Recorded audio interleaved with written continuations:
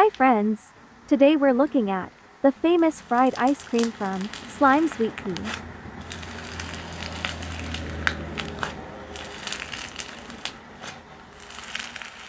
I had it once before, but it was their Halloween version, and several people had told me that one was different than the usual fried ice cream texture.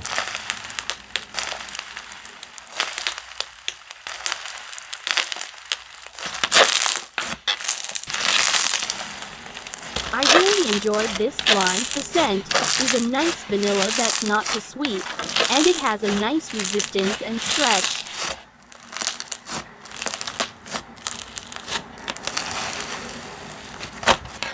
This slime was gifted to me by a lovely friend so the clear topper was already mixed in.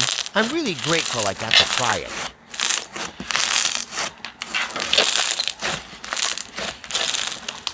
The crunches and sizzles are the best.